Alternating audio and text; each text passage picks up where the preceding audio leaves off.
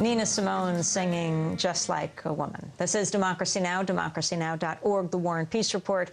I'm Amy Goodman. Democracy Now! Is on the road in the state of New York, the capital, Albany.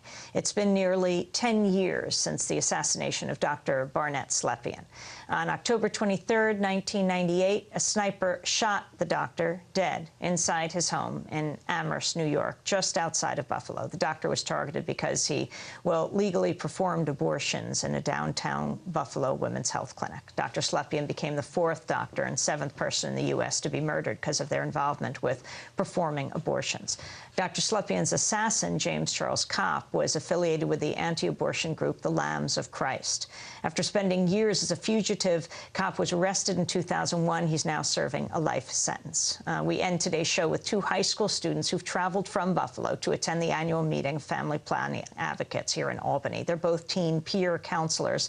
Samantha Vuich is a senior at McKinley High School in Buffalo, and Shabar Rouse is a junior at City Honors High School in Buffalo. We welcome you both to Democracy Now!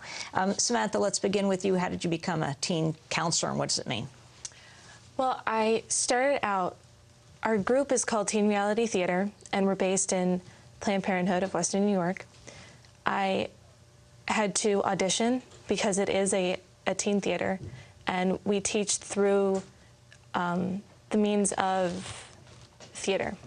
So we write our own educational skits based on teen pregnancy, whatever topic we're talking about or we're asked to talk about, and we go out and we perform them, and then we have a question and answer.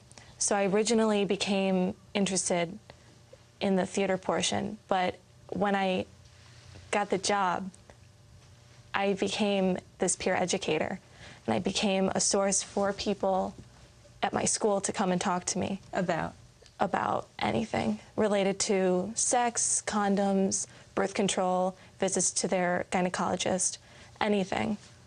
And Shabar Rouse, how'd you get involved? You're in a different school. Yes. Well, I first found out about the group through my mother. She told me about it, and I came and auditioned, and I got the job. And that means a job as an actor in this sort of theater troupe that deals with these issues? Yes, but first we get education on a range of different issues, and then we write our own skits and go and perform them throughout the community. What's an example of a piece that you've done, of a script that you've been involved in writing? Our most recent play was about teen pregnancy. It's called Inside Out, The Reality of Teen Pregnancy. And it's about three girls, and they all get pregnant, and their decision to what to do with their pregnancy. One aborts it, one has an adoption, and one carries to term. Mm-hmm. And do people come to you as they come to Samantha to talk about sex education, to talk about what they can do? Yes, people come to me for condoms, for how to use condoms, where they can get emergency contraception. Does your school support you? Yes. Why go to kids? Why not have adults be giving out this information? Teenagers don't really feel comfortable going to adults as much as they do coming to their peers. And if they can, why not? Do you think the school is an appropriate place for this, and what role do parents have, Samantha? I believe the school does the best it can. It doesn't help that we have abstinence-only programs in our schools. What do you mean? Well, they don't teach about birth control. They don't teach about condoms or anything like that. Because if they did, I wouldn't be getting the questions I have. And I get some pretty outlandish questions. Just people coming up to you. Do you have something set up in the school where you can talk to people, or just kids coming up to you, other teenagers? It's gotten around the school that I work for Planned Parenthood. So people will come, people I don't know, will come and seek me out and ask for advice or information, or I most often get asked if I can get them free condoms. Have you ever had any trouble?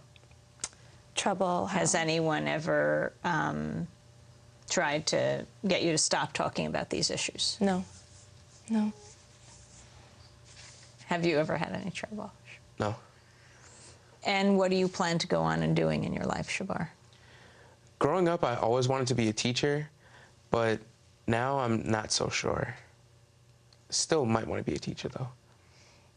And the issue of you coming from the area where a doctor, an OBGYN, and an abortion provider, Dr. Slepian, was killed almost 10 years ago now. Has that had an effect on you, Samantha? I think so. I think it... one of the questions I always get asked when I tell people I work at Planned Parenthood is you know, aren't you scared? And I say, no, I'm not scared, because we are very protected. So it was a terrible thing that happened. I mean, awful. But I don't know. Well, I want to thank you both for joining us. You're here for the Family Planning Conference that's taking place. Family Planning Advocates here in Albany, 1,000 people are coming out for today's event. Shabar Rouse from City Honors High School in Buffalo, and Samantha Vuich, teenage peer counselor at McKinley High in Buffalo. Thank you both for being here. Tomorrow we'll be joined by Jim Hightower in New York. He is on the road as well. Democracy Now! Is produced by Mike Burke, Sharif Odokadoos, Aaron Mate, Jeffrey Hagerman, Steve Martinez, Nicole Salazar. Special thanks to Hani Massoud and Becca Staley, and as well, Jay Salnour, Dennis Moynihan, Sharif Odokadoos. I'm Amy Goodman. Our website is democracynow.org. We're broadcasting from Albany. Thanks for joining us.